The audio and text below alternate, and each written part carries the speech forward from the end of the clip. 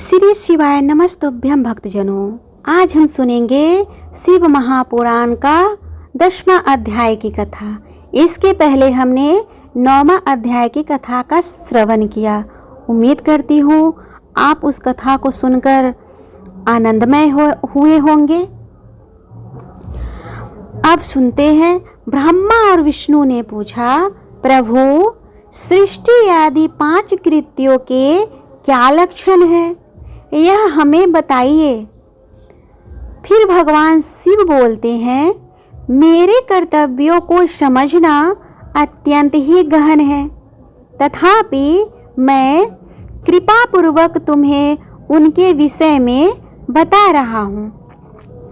ब्रह्मा एवं अच्युत सृष्टि पालन संहार तिरोभाव और अनुग्रह, यह 5 कार्य ही मेरे जगत संबंधित है, जो नित्य सिद्ध है और संसार की रचना का आरंभ है। उसी को सर्ग या सृष्टि कहते हैं। मुझ में पालित होकर सृष्टि का सुस्थिर रूप से रहना ही उनकी स्थिति है, उनका विनाश ही संहार है। प्राणों के उत्क्रमण को तिरोभाव करते हैं। इन सभी से छुटकारा ही मेरा अनुग्रह है। इस प्रकार मेरे 5 कृत्य हैं। सृष्टि आदि जो 4 कृत्य हैं, वे संसार का विस्तार करने वाले हैं। 5वां कृत्य अनुग्रह मोक्ष का हेतु है। वह सदा मुझ में ही अचल भाव से स्थिर रहता है। मेरे भक्तजन इन 5 कृत्यों को 5 भूतों में देखते हैं। सृष्टि भूतल में, स्थिति जल में, संहार अग्नि में, तिरोभाव वायु में और अनुग्रह आकाश में स्थित है। पृथ्वी से सभी की सृष्टि होती है, जल से सबकी वृद्धि हो और जीवन की रक्षा होती है।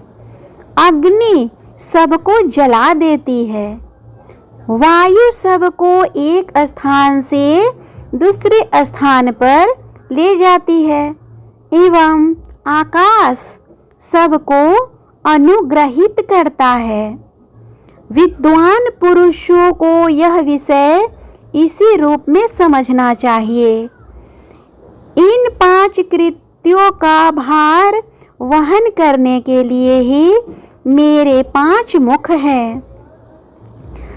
4 दिशाओं में 4 मुख और 5वां मुख इन चारों के बीच है।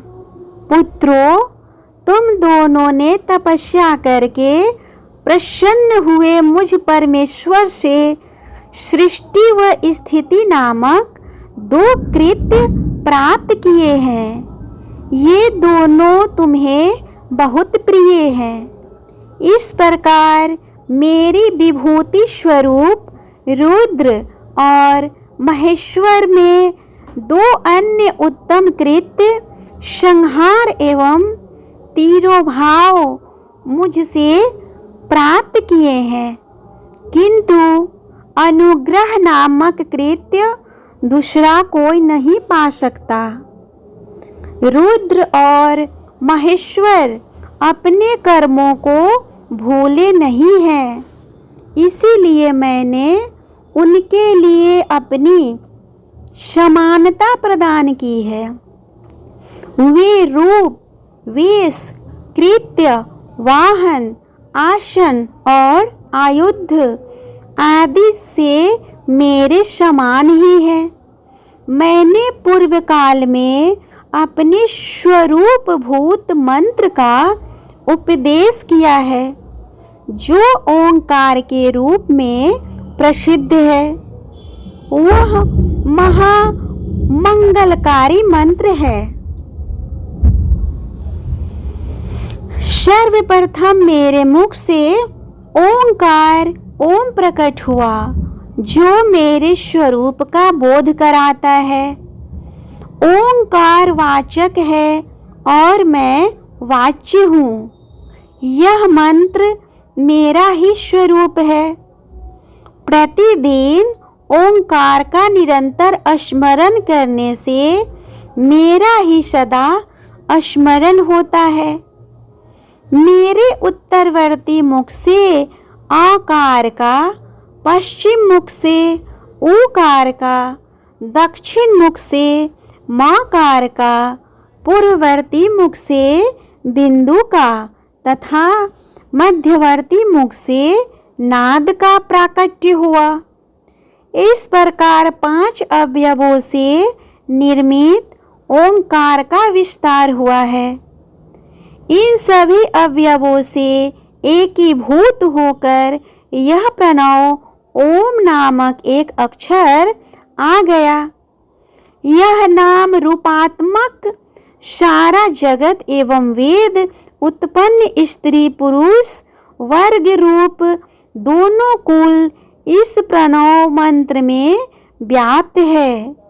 यह मंत्र शिव एवं शक्ति का बोधक है। इसी से पंचाक्षर मंत्र की उत्पत्ति हुई है। जो मेरे शकल रूप का बोधक है वह आकारादि क्रम से व मकारादि क्रम से क्रमशः प्रकाश में आया है। ओम नमः शिवाय यह पंचाक्षर मंत्र है। इस पंचाक्षर मंत्र से मातृका के वर्ण प्रकट हुए हैं जो 5 भेद वाले हैं। अ, ई, उ, री, लृ ये 5 मूलभूत स्वर हैं तथा व्यंजन भी 5 वर्णों से युक्त 5 वर्ण वाले हैं। उसी से शिरो मंत्र सहित त्रिपदा गायत्री का प्रकट हुआ है।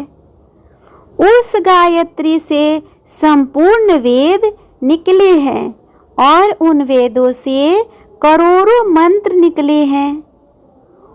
उन मंत्रों से भिन्न भिन्न कार्यों की सिद्धि होती है, परंतु इस प्रणव एवं पंचाक्षर से संपूर्ण मनोरथों की सिद्धि होती है।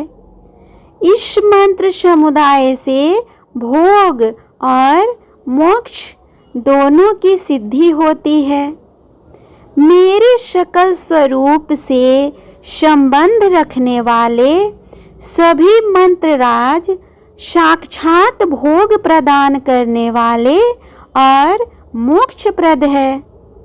नंदिकेश्वर कहते हैं, तदंतर जगदम्बा पार्वती के साथ बैठे हुए गुरुवर महादेव जी ने उत्तरानिमुख बैठे हुए ब्रह्मा और विष्णु को पर्दा करने वाले वस्त्र से आच्छादित करके उनके मस्तक पर अपना कर कमल रखकर धीरे धीरे उच्चारण करके उन्हें उत्तम मंत्र का उपदेश दिया। मंत्र तंत्र में बताई हुई विधि के पालन पूर्वक 3 बार मंत्र का उच्चारण करके भगवान शिव ने उन दोनों शिष्यों को मंत्र की दीक्षा प्रदान की। फिर उन शिष्यों ने गुरु दक्षिणा के स्वरूप में अपने आप को ही समर्पित कर दिया और दोनों हाथ जोड़कर उनके समीप खड़े होकर उन देवेश्वर जगत गुरु का स्तवन किया। ब्रह्मा और विष्णु बोले, प्रभु आप निष्कल स्वरूप हैं, आपको मेरा नमन है। आप निष्कल तेज से प्रज्वलित होते हैं, आपको नमस्कार है। आप सबके स्वामी हैं, आपको नमस्कार है। आप सर्वात्मा को नमस्कार है, अथवा सकल स्वरूप आप महेश्वर को नमस्कार है। आप प्रणव लिंग वाले हैं, आपको नमस्कार है। सृष्टि पालन संहार तिरोभाव और अनुग्रह करने वाले हैं, आपको नमस्कार है। आपके 5 मुख हैं, आप परमेश्वर को नमस्कार है। पर ब्रह्मा स्वरूप 5 कृत्य वाले आपको नमस्कार है। आप सबके आत्मा है, ब्रह्म है। आपने गुणों और शक्तियों का कोई अंत नहीं है, आपको नमस्कार है। आपने सकल और निष्कल 2 रूप है, आप सद्गुरु और शंभु है, आपको नमस्कार है। इन पद्यों द्वारा अपने गुरु महेश्वर की स्तुति करके ब्रह्मा और विष्णु ने उनके चरणों को प्रणाम किया। महेश्वर बोले, वत्स, जो प्रणव मंत्र का जप करता जाता है उनका ज्ञान एवं भाग्य बढ़ता जाता है। आर्द्रा नक्षत्र से युक्त चतुर्दशी को प्रणव का जप करे तो वह अक्षय फल प्रदायक होता है। सूर्य की संक्रांति से युक्त महाआद्रा नक्षत्र में एक बार किया हुआ प्रणव जप 1000 गुना जप का फल देता है। मृगशिरा नक्षत्र का अंतिम भाग एवं पुनर्वसु का आदि भाग पूजा, होम और तर्पण आदि के लिए सदा आर्द्रा के समान होता है। यह गया होना चाहिए। मेरा अथवा मेरे लिंग का दर्शन प्रभात काल में ही प्रायः और प्रातः और संगव मध्याह्न के पूर्व काल में करना चाहिए। मेरे दर्शन पूजन के लिए चतुर्दशी तिथि निशीथ व्यापनी अथवा प्रदोष व्यापनी लेनी चाहिए, क्योंकि परिवर्तनी तिथि से संयुक्त चतुर्दशी की ही प्रशंसा की गई है। पूजा करने वालों के लिए मेरी मूर्ति तथा लिंग दोनों ही एक समान हैं। फिर भी मूर्ति की अपेक्षा लिंग का स्थान अधिक ऊंचा है। इसीलिए मुमुक्षु पुरुषों को चाहिए कि वह मेरी मूर्ति से भी श्रेष्ठ लिंग का ही पूजन करे। लिंग का ओमकार मंत्रों से और वेद का पंचाक्षर मंत्र से पूजन करना चाहिए। शिवलिंग की स्वयं ही अथवा दूसरों से भी स्थापना करवाकर उत्तम द्रव्यमय उपचारों से पूजा करनी चाहिए। इससे मेरा मद सुलभ होता है। इस प्रकार उन दोनों शिष्यों को उपदेश देकर भगवान शिव वहीं अंतर्ध्यान हो गए। इसी तरह शिव पुराण कथा का 10वां अध्याय भी पूर्ण हुआ। पार्वती पते शंकर महादेव की जय। भक्तजनों, उम्मीद करती हूँ शिव पुराण का ये 10वां अध्याय आप लोगों को बहुत पसंद आया होगा, अच्छा लगा होगा। अगर अच्छा लगा हो तो प्लीज़ मेरे वीडियो को लाइक और शेयर करें, साथ में मेरे चैनल को भी सब्सक्राइब कर ले, ताकि जब भी मैं इसका 11वां भाग अपलोड करूं उसका नोटिफिकेशन सबसे पहले आपको मिले। इसके साथ ही मेरे चैनल पर श्रावण महात्म कथा का सुनाया जा रहा है। यदि आप चाहे तो उसको भी सुन सकते हैं और श्रावण मास की विशेष कृपा प्राप्त कर सकते हैं।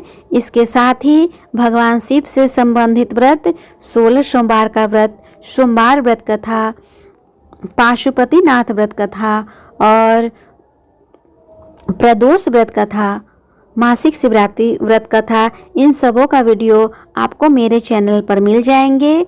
यदि आपको ज़रूरत हो तो उस वीडियो को सुन सकते हैं तथा इसका लाभ उठा सकते हैं। तब तक के लिए भगवान शिव शंकर आप सभी पे अपनी कृपा बनाए रखे। श्री शिवाय नमस्तुभ्यं भक्तजनों।